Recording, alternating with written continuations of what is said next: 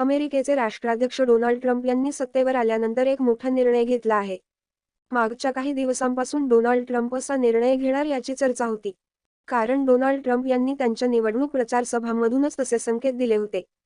Donald Trump यांनी युक्रेनला देण्यात येणारी मदत रोखण्याचा निर्णय घेतला आहे. ट्रम्प यांचा हा निर्णय म्हणजे युक्रेनसाठी मोठा झटका आहे. कारण याआधी बायडेन प्रशासनाने रशियाविरोधी युद्धात युक्रेनला मोठ्या प्रमाणात लष्करी सहाय्य दिलं. यात अब्जावधी डॉलर्सची शस्त्रास्त्र आहेत. इतकंच नाही, अमेरिकेकडून अन्य देशांना जी मदत दिली जाते ती सुद्धा थांबवण्याचा ट्रम्प यांनी निर्णय घेतला आहे. या निर्णयातून इस्रायल आणि इजिप्त या दोन देशांना वगळलं आहे. अमेरिकेकडून अन्य देशांना दिल्या जाणाऱ्या मदतीची 85 दिवसांच्या आत अंतर्गत समीक्षा करण्यास सांगण्यात आलं आहे, असं अमेरिकेचे परराष्ट्र मंत्री मार्को रुबियो यांनी सांगितलं.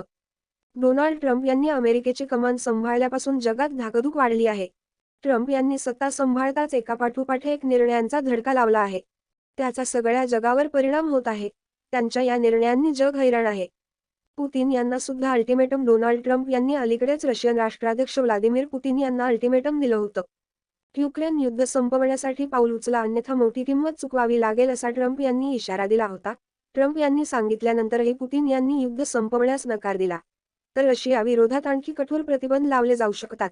युक्रेनसोबत युद्ध संपवण्यासाठी पुतीन यांना भेटण्याची इच्छा ट्रम्प यांनी व्यक्त केली होती. युक्रेनचे राष्ट्रपती झेलेन्स्की सुद्धा युद्ध संपवण्यासाठी तयार आहेत असा दावा ट्रम्प यांनी केला होता.